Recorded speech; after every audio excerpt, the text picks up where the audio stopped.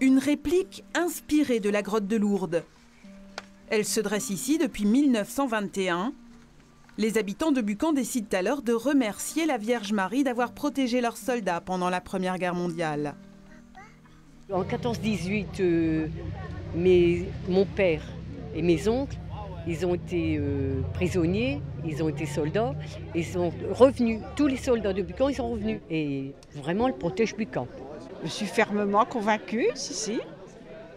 Et nous la prions encore et toujours pour qu'elle protège tout notre village et tous ceux qui y habitent. Priez pour tout ce que Marie fait pour chacun et chacune d'entre nous. Comme chaque année en août, depuis près d'un siècle, les Bucampois ont donc célébré 9 jours durant leur protectrice.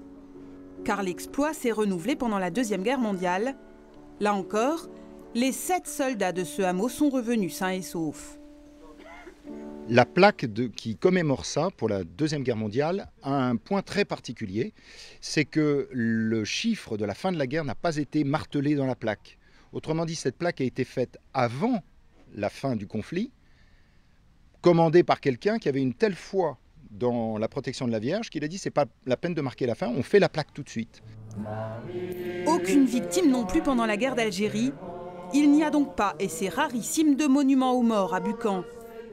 Un village convaincu d'être protégé par sa foi, épargné, comme une compensation aux milliers de morts tombés juste à côté à Azincourt, il y a 600 ans.